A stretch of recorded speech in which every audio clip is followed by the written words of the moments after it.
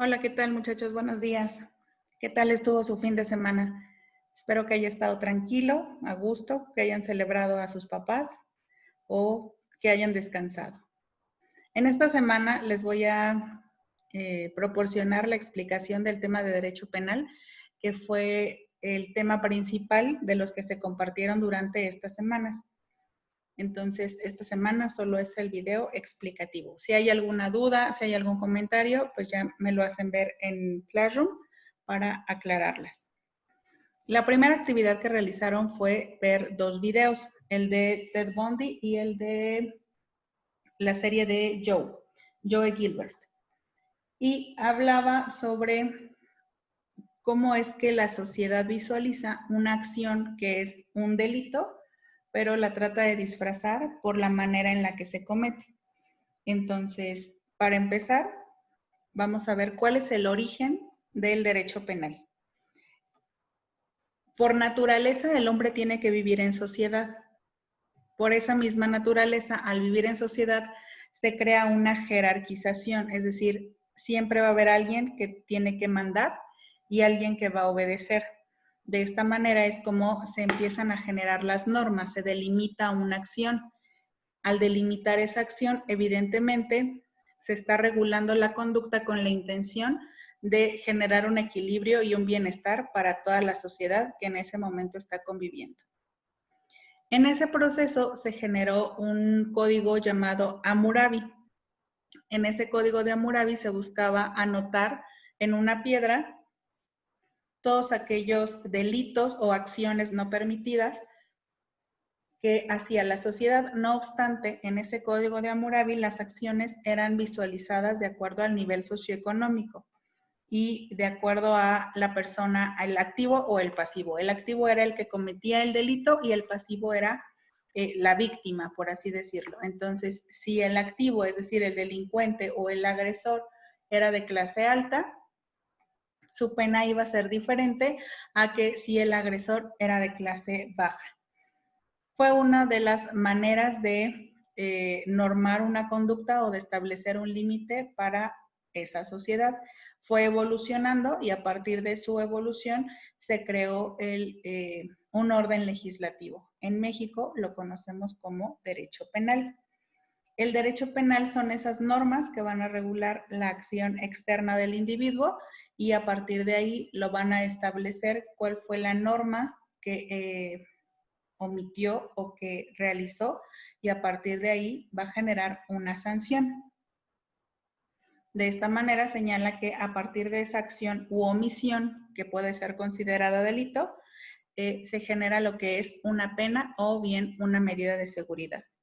¿Por qué se señala que el delito puede ser una acción u omisión? Bueno, una acción es cuando repercute en una tercera persona. Es decir, si yo atropello a alguien, pues evidentemente la acción es que estoy atropellando. En un caso de una omisión sería, bueno, yo estoy percibiendo un salario, pero me olvido de pagar impuestos. Bueno, es una omisión sobre algo que estoy recibiendo y que mi obligación es pagar. Por eso se refiere que es acción u omisión. ¿Cuál es el concepto de pena? Bueno, esto es, como dice, algo realizado por el Estado. Y en el Estado me refiero específicamente al Poder Legislativo, que son aquellos que crean las leyes. Las pueden modificar de acuerdo a las necesidades de nuestro entorno. Ellos van a hacer como una lista de todas las acciones del individuo y van a decir cuál es considerada un delito, qué características debe de reunir y a partir de esas características, qué sanción o pena va a recibir de acuerdo a lo estipulado por el Código Penal Federal o estatal. Esas modificaciones van a ser de acuerdo al contexto y de acuerdo a la época. Y eso hace referencia a el derecho objetivo y al derecho vigente. Una medida de seguridad no siempre se va a emplear, simplemente se va a utilizar cuando la persona o el detenido se considere peligroso o que pueda afectar tanto a la autoridad como a terceras personas. ¿En qué momento podría hacer eso? Ah, bueno, sí, a lo mejor tiene alguna enfermedad y es esquizofrénico, entonces su reacción puede ser violenta al momento y en ese momento requiere una medida de seguridad. A lo mejor va a estar medicado, a lo mejor se va a ir a un hospital psiquiátrico en lo que se lleva el proceso. A eso se refiere medida de seguridad. Esta como tal no es una pena, simplemente es ayudar a la autoridad a que se le trate a la persona con dignidad, es decir, que merece un trato especial y por tanto se van a tomar estas medidas, pero no repercute en la pena, simplemente es como cuidado de ambas personas, de la autoridad y del posible delincuente. ¿Cómo es que se justifica cada una de las penas? Bueno, esto lo visualiza o lo representa el Código Penal Federal. ¿Por qué federal? Porque en caso de que alguno de los códigos locales no esté establecido ese delito, se puede hacer mención del Código Penal Federal. Si, por ejemplo, alguien en Coahuila es atacado con un machete, pero a lo mejor allá es algo como que muy normal, pero la afectación fue mayor, ah, bueno, entonces si no está estipulado en ese código, en el Código Penal Federal, lo puede considerar como un arma blanca y las lesiones, ahí va mencionando la graduación. Por eso significa que hay un Código Penal Federal que se diría que está encima de todos los locales, en caso de que se requiera, si es que ese delito como tal no está tipificado en ese ordenamiento local. Espero haberme explicado. En el Código Penal Federal está el artículo 7º y ahí señala que un delito puede ser considerado acto u omisión, que es lo que les había comentado, acto de acción, de cometer algo directamente u omisiones como no hacer algo que debería de. Y señala que existen 3 momentos, el instantáneo, el permanente y el continuado. El instantáneo es aquel, como su nombre lo indica, que se lleva a cabo al momento y termina al momento. El ejemplo claro es un homicidio, llega alguien y con un arma de fuego o con un arma blanca, su intención es a lo mejor robar, pero en el momento en el que roba comete el homicidio, o a lo mejor es una venganza y en el momento es el homicidio. Así como la acción que está realizando empieza en un momento, termina cuando la persona evidentemente fallece. Ahí es instantáneo. Cuando es permanente o continuo, es por el lapso de tiempo. Ahí se señala que es un secuestro. Se detiene a una persona, se le priva de la libertad y se solicita dinero, es decir, es una extorsión. Te voy a dar a X persona a cambio de X cantidad de dinero. Ah, bueno, en ese trayecto es permanente. La persona no puede salir por su propia voluntad. La persona está limitada de su libertad. Se está pidiendo algo a cambio de la libertad de esa persona o incluso la vida. De esta manera es secuencial, está permaneciendo o está establecido en un lugar determinado que no puede salir de manera voluntaria. Entonces es permanente, es algo que se va prolongando con el tiempo. El continuado señala que este debe de tener 3 características. Debe de ser con una intención delictiva, es decir, que es algo razonado y que la persona está consciente de lo que está haciendo. Es una pluralidad de conductas, es decir, que es repetitivo, es un acto continuo. Es un sujeto pasivo, es decir, no agrede a nadie, no afecta físicamente a nadie, simplemente su acción es continua y afecta a terceras personas y por tanto viola el mismo precepto legal. Y el ejemplo ahí lo señala. Una persona que está en la calle fingiendo que está enfermo, es decir, está engañando a alguien, el precepto legal es el mismo. Su acción es ponerse en un lugar y finge o está sentado o se pone unos lentes y dices que no veo y no puedo trabajar. O es que estoy enfermo del riñón y traen su bolsa y dicen, no, es que me tienen que dializar, entonces por eso pido dinero. Está engañando a la gente, la acción es la misma y la pluralidad es porque es algo constante y repetitivo. Los afectados pues son los transeúntes o a lo mejor los que están, que se suben a los camiones a pedir dinero y dices, o sea, este tipo está enfermo y ya ha subido como los 3 años de preparatoria, lo he visto aquí. Es decir, es algo continuo. El hecho de que no los detengan no significa que no sea un delito, sí lo es, pero en este sentido debe de existir alguien que haga una denuncia y a partir de ahí se detiene a la persona. ¿Cómo es que este tipo de delitos se puede entender si es doloso o culposo? Doloso es cuando tienes la intención de hacerlo. En el caso de los 3 anteriores, todos son dolosos, todos tienen un objetivo, engañar a las personas y obtener un beneficio a partir de ese engaño. Yo ya voy con la idea de que voy a hacer algo y lo voy a conseguir. ¿Cuándo es algo culposo? Cuando no es mi intención, cuando yo no imaginé que pudiese suceder y las circunstancias o el entorno fomentaron o ayudaron a que eso sucediera. Por ejemplo, en las láminas anteriores o en el material que les mandé, estaba ahí una persona que va manejando y va con el celular y hay una persona que va atravesando y lo atropella. Es decir, su intención no era atropellar, simplemente él iba descuidado, iba viendo su teléfono y no observó a la persona que se bajó. Es algo culposo, no era su intención, pero sucedió. Y la sanción evidentemente va a existir, pero a menor nivel que un doloso. Y aquí es donde podríamos visualizar los dos videos.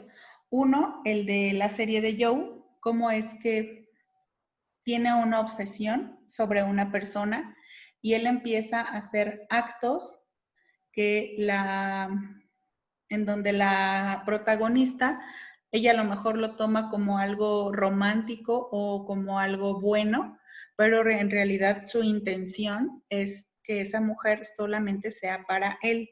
Igualmente, en el caso de Ted Bundy, cómo es que enamora o cómo es que a través de su físico busca obtener algo a partir de engañar a las personas. Entonces, en ambos casos son dolosos, aunque las circunstancias o aunque los motivos que cada uno tiene para hacer un acto se podría considerar no como para afectar o no como un delito, pero al final ellos tienen esa idea. Entonces, aquí se respeta el concepto de derecho penal. Van a regular la conducta externa del individuo, es decir, a lo mejor él en su mente decía, yo no le estoy haciendo daño, simplemente es un acto de amor, es lo que él pensaba. Pero en su conducta externa, al momento de que realizaba algo y empezaba a afectar a otras personas, bueno, pues entonces ya no coincidía o ya no tenía un emparejamiento de lo que pensaba con lo que hacía. Es como tal un acto doloso. Y entraría que es permanente o continuo. Es algo que a partir de la prolongación de tiempo sigue sucediendo y por tanto van sumando delitos en ese trayecto de tiempo. ¿Ok? Después viene la clasificación de los delitos. En esa clasificación de los delitos, ustedes hicieron otra actividad en donde tenían que buscar una noticia y me tenían que dar diferentes datos. ¿Cuál es la clasificación? Bueno, habla acerca de delitos contra la vida y la integridad corporal, patrimonial, contra la libertad y el normal desarrollo psicosexual. ¿Por qué es indispensable que haya una clasificación? Bueno, a partir de la manera en la que se van a tipificar, es decir, la manera en la que se van a llevar a cabo o se van a delimitar las características de cada uno de los delitos. Por ejemplo, en los delitos patrimoniales existen los bienes muebles y los bienes inmuebles. ¿Cuáles son los muebles? Aquellos que puedes trasladar, que como tal en tu casa, el mueble de la sala o el mueble, la vitrina o la silla o tu cartera o tu teléfono o tu mochila, aquellos que se trasladan, esos son los bienes muebles. Los bienes inmuebles son aquellos que permanecen, que no los puedes trasladar, como un terreno, una casa, una finca, son bienes inmuebles. En este sentido, señala que los delitos patrimoniales pueden ser robo, abuso de confianza, fraude, extorsión, despojo, daño en propiedad ajena. En las noticias que ustedes me mandaban, el análisis, por ejemplo, hubo uno acerca de daño en propiedad ajena de un sujeto que iba manejando, eran altas horas de la noche, pero iba en estado de ebriedad. Entonces, cuando iba manejando, se estrella en el Oxxo y los daños son tanto lesiones, daño a propiedad ajena y se empiezan a sumar más. Entonces, a partir de ahí, señalamos cuál es el delito principal. La persona iba en estado de ebriedad e iba manejando. Ya después sucedió el choque en el Oxxo y de las personas que estaban en el Oxxo, hubo lesiones. Entonces, el principal es el estado de ebriedad, y el daño patrimonial, y a partir de ahí las lesiones. Cada uno de ellos va sumando. Entonces, entraría el patrimonial, entraría contra la vida y la integridad corporal. ¿Ok? Y se van sumando. Por ejemplo, en patrimonial, en caso de los daños que causó en el Oxxo, se establece una cantidad de años dependiendo de, en cuanto a dinero, cuánto sería el equivalente a ese daño patrimonial. En cuanto a contra la vida y la integridad corporal, en cuanto a lesiones, qué tipo de lesiones son, y ya pasaría con el médico legista y él va a evaluar. Entonces, por eso existe una clasificación. Espero haberme explicado en cada uno de ellos. ¿Cuáles son los elementos del delito que se tienen que tomar en cuenta en cualquiera de estos? Primero está la tipicidad. ¿A qué se refiere? Tengo que identificar a qué conducta me hace referencia. Por ejemplo, si hablamos de los delitos contra la libertad y el normal desarrollo, y resulta que está una persona en un trabajo y llega alguien que es su jefe y le dice, bueno, es que si no quieres trabajar el sábado, pues me tienes que dar un beso. Tienes que identificar la conducta. Existe el abuso sexual y el hostigamiento sexual. ¿Cuál quedaría en el ejemplo que les acabo de dar? Pues señala el artículo 259 bis, dice, al que con fines lascivos, es decir, una acción morbosa, asedie reiteradamente a una persona de cualquier sexo, valiéndose de su posición y cualquier otra que implique subordinación, se le impondrá una sanción hasta de 40 días de multa. Es decir, ¿existe la conducta que estoy mencionando en el ejemplo? Sí, está tipificada, es decir, está nombrada en el Código Penal Federal. ¿Cuál fue la conducta ilícita? El hostigamiento sexual. Y aquí señala en el 259 bis. ¿Cuál es la imputabilidad? ¿Qué condición físico y mental establece? Debe de existir una subordinación, debe de existir una acción morbosa y a partir de ahí, como él es jerárquicamente superior, entonces cumple con las condiciones que está señalando el artículo. ¿Cuál es la culpabilidad? Si a lo mejor es la primera vez que lo hace, pero no es la primera vez con esa persona, pero ya hay un antecedente de que a varios empleados les ha hecho lo mismo, la culpabilidad a partir de la intención que tiene, que utiliza su rango jerárquico para abusar de los demás, entonces aumentará la pena. Por eso es importante tener en cuenta cada uno de estos elementos para que se pueda llevar a cabo la pena tal cual está establecida. Es, por ejemplo, cuando escuchamos que, no, pues es que ese muchacho es el que se roba los celulares, pero ya está libre otra vez. O sea, yo fui a hacer la denuncia ayer y ya está libre. Pues entonces señala que hubo un robo de un celular. Pero el celular, a lo mejor a la persona que se lo robó, pues no tenía la factura o no pudo comprobar que ese celular era de esa persona. Entonces, me está diciendo que un robo es el que se apodera de una cosa ajena, sin derecho y sin consentimiento. Pero si yo no demuestro que ese celular es mío, entonces, ¿cómo voy a señalar o cómo es que me va a decir que es un robo? Va a decir, pues si ese celular tú no tienes la manera de demostrarlo y me dices, es que me lo regaló mi tía, ¿quién no me dice que la persona que tú señalas que te lo quitó, pues también a lo mejor se lo regaló su hermano? Es decir, tiene que cumplir estrictamente con cada uno de estos elementos para que entonces sí pueda ser detenido y pueda cumplir una sanción. ¿Ok? Espero no haberlos enredado. Y por último está el juicio de amparo.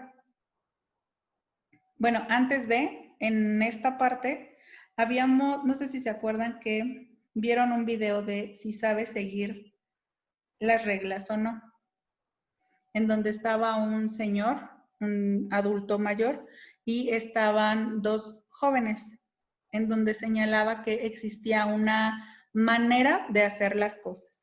Y yo les preguntaba, ¿ustedes creen que tiene que ver el contexto o tiene que ver la educación o cómo es que una persona aprende a seguir una regla?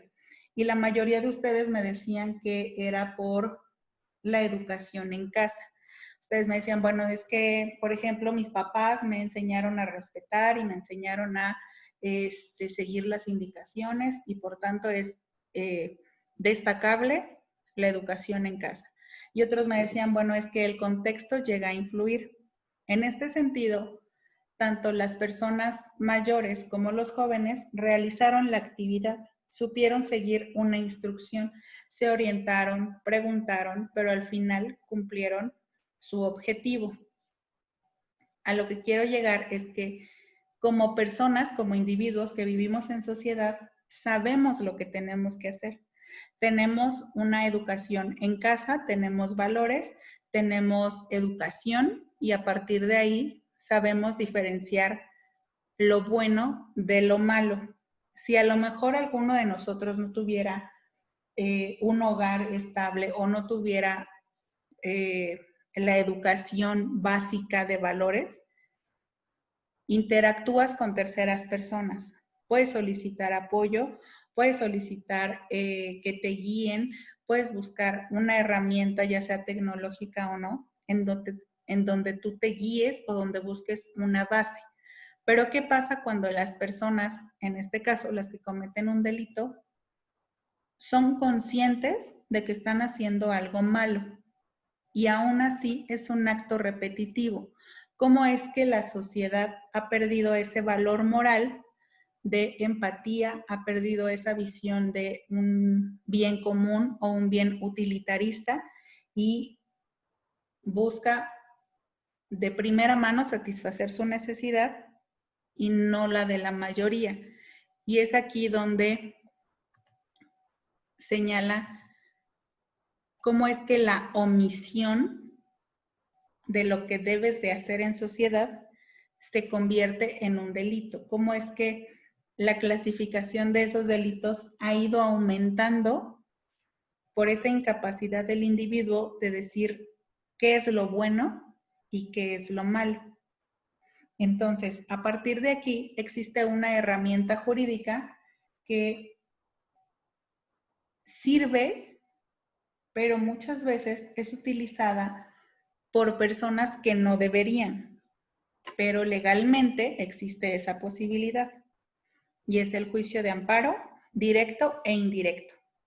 Y como ahí señala, es un medio legal extraordinario, es decir, es como llegar al final y decir, pues, es la última carta que tengo y me la voy a jugar. ¿En qué momento entra uno y en qué momento entra el otro? Bueno, el amparo directo es el individuo. Recuerden que esto está estipulado en el artículo 103 y 107 constitucional, en donde señala que si alguien considera que se le han sido violentadas sus garantías individuales, puede solicitar este apoyo, puede hacer uso de este recurso extraordinario. Entonces, el amparo directo es cuando en mi persona, el individuo, a partir de un proceso legal, la sentencia que otorga un juez no corresponde a lo que el sentenciado esperaba. Es decir, a lo mejor me corrieron de mi trabajo. Y como me corrieron de mi trabajo, el patrón dijo, no, pues yo no reconozco que ella sea mi empleada y ella no checaba, y entonces como no la reconozco como empleada y no hay una lista de asistencia en donde ella tenía que firmar, pues no existe una relación laboral y por tanto la sentencia es que, o el laudo es que no se le tiene que pagar ni salarios caídos ni nada. Simplemente no hay un vínculo laboral y cada quien por su lado. Pero resulta que yo tengo la manera de demostrarlo, entonces ya salió la sentencia y esa sentencia no fue favorable para mí. Bueno, entonces yo solicito un amparo directo porque yo soy la afectada. Entonces, como yo directamente soy la afectada, voy a hacer un amparo y en ese amparo voy a decir que se están violentando mis garantías, porque yo tengo derecho a un empleo, tengo derecho a un salario y ese salario se me está negando. Posiblemente no hay una lista de asistencia, pero yo iba a trabajar y realizaba actividades y las personas que estaban ahí son testigos de la acción que estoy realizando. Es decir, tengo los medios para que esa sentencia no tenga validez. Y ahí es donde yo empleo un amparo directo. ¿En qué momento se emplea un amparo indirecto? Cuando es en contra de un órgano de gobierno, no es con un juez, es con un órgano de gobierno. Por ejemplo, en este tiempo de contingencia, se les dijo a las empresas que tenían que seguir pagando impuestos y las empresas decían, pero ¿cómo te pago si no tengo venta, no hay un ingreso, ya no tengo ni siquiera mi plantilla laboral porque no hay un ingreso? Entonces, diferentes empresas colocaron un amparo indirecto en contra del gobierno y dijeron, bueno, ¿sabes qué? El SAT nos sigue cobrando algo que no estamos percibiendo porque tú mismo dijiste que por contingencia tenía que cerrar mi negocio. No es que yo me niegue a pagar, sino que por tu indicación mandaste cerrar mi negocio. Si yo no tengo una venta, no puedo pagar un impuesto de un ingreso que no existe. Entonces, eso es un amparo indirecto en contra del gobierno sobre alguna decisión estipulada, ¿ok? Entonces, el primero directo es de mi persona a una sentencia personal. El amparo indirecto es sobre una resolución o decisión gubernamental que afecta a toda una población. En este caso puede ser a todos los empresarios o a todos aquellos que tuvieron que cerrar sus negocios por esta situación. ¿Ok? Espero que haya quedado claro. De las actividades que ustedes realizaron, también les puse un video sobre el Premio Nacional de la Juventud. Y visualizábamos, o se entendía en el video, que este niño, Tito, señalaba que él tuvo una historia de vida en la cual no fue como lo ideal de una persona de su edad. Pero a partir de todo aquello que iba sucediendo, él buscó o vio que un talento que él tenía podría servir para alguien más a partir de algo pequeñito, decir, pues la música puede ayudar a mejorar la conducta. Ya son personas que están recluidas, son personas que no tienen alternativas, son personas que no tienen acceso a lo que está sucediendo afuera. Entonces, yo puedo llevarles una manera de distraerse, una visión diferente de lo que acontece. Y a partir de un instrumento, bueno, pues ellos pueden relajarse y pueden tener una visión diferente y pueden tener un objetivo diferente. Entonces fue una ayuda extra. Cuando estaban haciendo, cuando les hice unas preguntas y ustedes realizaron un video, yo les preguntaba, ¿cómo te sientes de estar tanto tiempo encerrado? ¿Cómo te sientes de que no puedes salir? que tu libertad está coartada y no por tus padres o porque te hayas portado mal, sino por una orden de gobierno. ¿Recuerdan cuando hablábamos de garantías individuales y les comentaba sobre el artículo 29 constitucional, en donde el presidente tiene la facultad de quitar las garantías de su población y decir, pues, la gente no puede salir? Pues es lo que estamos viviendo ahora, ¿no? Pero los reclusos lo viven día a día. El de nosotros, afortunadamente, termina la contingencia y salimos y continuamos con nuestra vida normal. O las personas que tienen que salir a trabajar todos los días, bueno, pues simplemente es por necesidad y por trabajo y porque así debe de ser. Nadie los está limitando. Pero si nosotros, que a lo mejor tenemos televisión, tenemos internet, tenemos teléfono, llega un momento en que nos sentimos ansiosos o nos sentimos depresivos o nos sentimos enojados por cualquier razón, ¿qué pasa con las personas que están ahí o que deben de estar ahí por su conducta, pero el estar encerrado no significa que va a ser benéfico? Entonces, cuando terminan su condena, pues regresan a la misma actividad. ¿Por qué? Porque no hubo nada que fuera o que modificara su conducta, algo que le dijera, tu objetivo de vida puede ser diferente con base a. Entonces, ¿qué pasaría si esta normatividad en donde el Estado dice, bueno, es que lo voy a encarcelar 30 años, qué pasa si en ese tiempo a lo mejor se puede poner acciones comunitarias? O hay en diferentes cárceles que hay mujeres que hacen bordados y los pueden vender. Bueno, a partir de un trabajo, ellos pueden pagar por el alimento que están recibiendo. Hubo diferentes noticias en donde decían, ¿por qué a los que están recluidos les tienes que dar de comer y a los niños que van a la escuela y no tienen recursos, pues ellos no comen? O sea, ¿por qué no mejor lo que gastas en un recluso lo inviertes en niños que van a una escuela? Esa podría ser una alternativa, buscar un trabajo, buscar algo que hacer y que no nada más estén pensando. Entonces, cada una de las actividades que ustedes iban haciendo, la intención es que visualicemos cómo desde nuestra familia se ve reflejada la acción que hacemos en el exterior, cómo es que los valores que a ustedes se les dan en casa los reflejan en la escuela, en sus conductas diarias, en la manera en la que se expresan y en la manera en la que se conducen. Cuando ustedes dicen, pues es que hoy me voy a saltar la clase, bueno, pues es algo normal de tu edad, pero tú sabes que lo que hiciste no es correcto. Y lo correcto es, bueno, me salté la clase, pero voy a preguntar, oye, ¿y qué tarea dejaron? Y la voy a entregar. Y a partir de ahí, de que el individuo empieza a razonar su acción, que empieza a visualizar el alcance y las consecuencias que tenemos, pueden ser positivas o negativas, podemos mejorar o destruir nuestro entorno social. Y eso hace referencia al derecho penal. Dice, yo estoy aquí por si se necesita. Pero lo ideal es que el ser controle y se autorregule. Eso sería lo ideal en cualquier sociedad.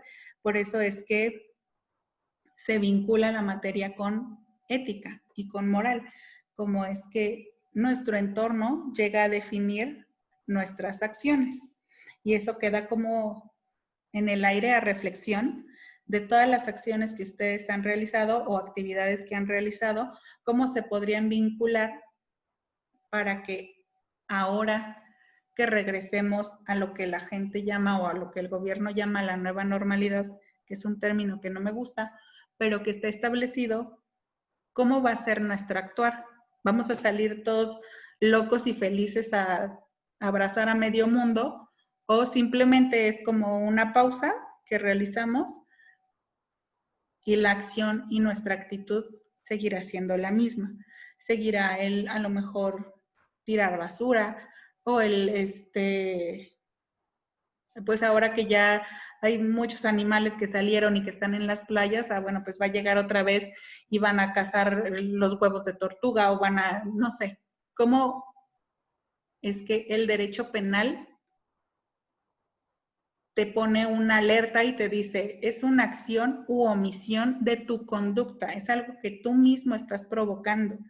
Entonces, ten presentes tus valores, tu ética, tu empatía, tu solidaridad y cómo vas a regresar a ese nuevo entorno. Espero que haya quedado claro y si tienen duda, me lo escriben en Classroom. Tengan una excelente semana y un gusto saludarlos a cada uno de ustedes.